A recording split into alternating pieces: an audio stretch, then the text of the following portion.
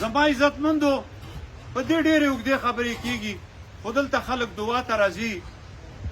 زه یو خبره تاسو ته کوم چې په دې ټیم کې زه تاسو ته د مسلم لیگ د فاټه چې کومه زړه فاټه وه د هغې کوارډینیټر په هغه ولاړ یم، په حیثیت ولاړ یم د مسلم لیگ نون.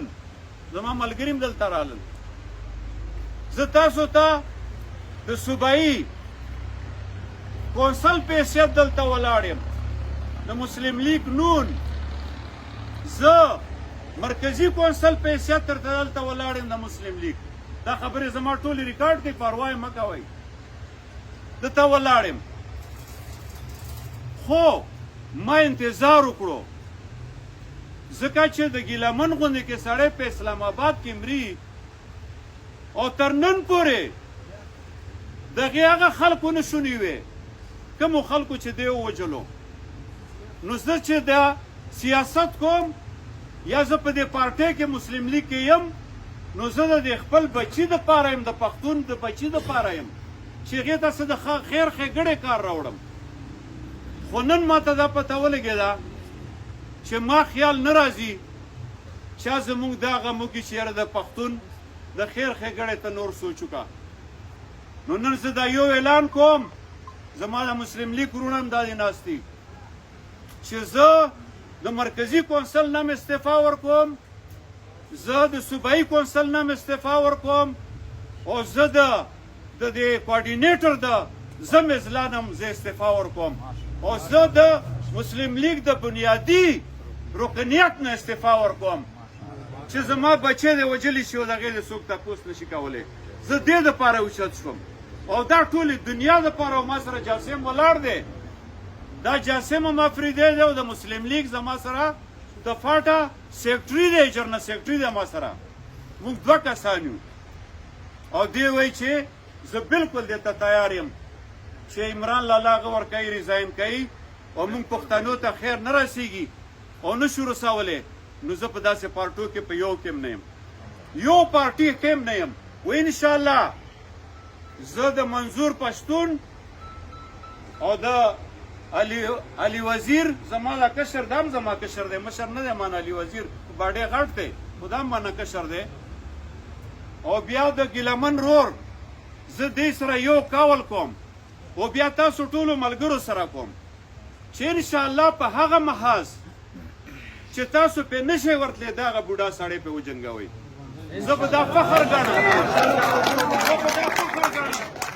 زه به دا فخر ګڼم چې دغسې الله تبارک وتعالی ما ته ملي شهادت راکړي لکه څنګه چې ملي شهادت ګیلمن وزیر ته ورکړي. و الله تبارک وتعالی دې په پښتنو کې اتفاق راولي. الله تبارک وتعالی دې د ګیلمن بچو ته دومره خوشحالي ورکړي چې هغې سوچ هم نه وي کړی.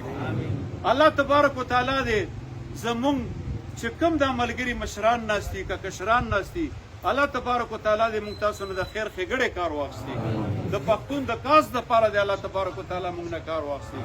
او چې ما زه منظور سره دا یو وعده مې دا تاسو سره هم کوم او ده سره هم کوم چې په کوم ځای کې زه لکه اوس هم وختي منظور ته چې ما خپل عمر وښولو داسې عجیبه یې راته وکتل، بیا مې ورته دا بچی وښولو لکه زه 2 شپېته کاله یم. پس په دې پوهېږئ ځکه ما درته وویل چې زه ستاسو د دې علي وزیر نه ډېر مشر یم، دا د دومره عمر نه دي، زه د ده نه هم ډېر مشر یم.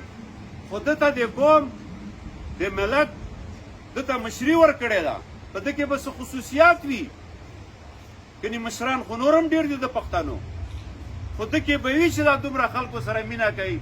نو د دې مینې که زه ترې په عمر مشر یم که زه ترې کشر یم او که ترې مشر یم، خو انشاءالله الرحمن چې څومره احترام او څومره عزت ورته تاسو لرئ ستاسو نه به ورته انشاءالله زه زیات لرم، ما ته به حکم کوي او زه پې باندې او زما ملګری پې باندې انشاءالله لبې کوم. ستاسو یو جهان مننه کوم، بیا هم دا دعا کوو چې الله تبارک وتعالی دې پښتانه چاته ټیټ سترګې نه کړي او سر ټیټې دی الله تبارک وتعالی کړي. ډېره مهرباني عزتمن شي الله مل شي.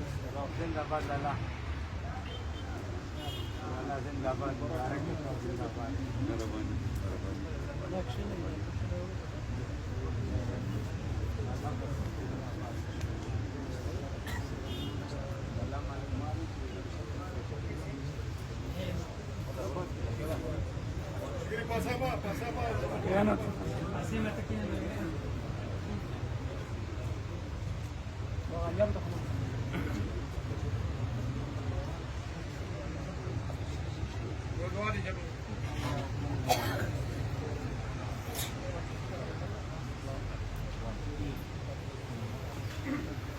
باللہ من الشیطان الرجیم بسم اللہ الرحمن الرحیم.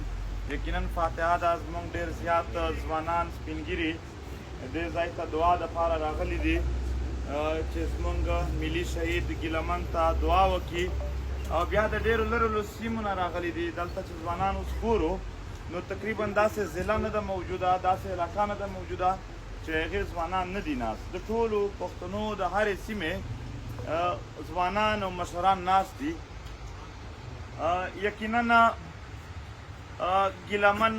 ګیلمن و زما په خیال سره که دی دغه خبرې ده چې نن دلته کېږي، دا چې په کورونو کې کېږي، دا چې په لارو کې کېدلې، که دی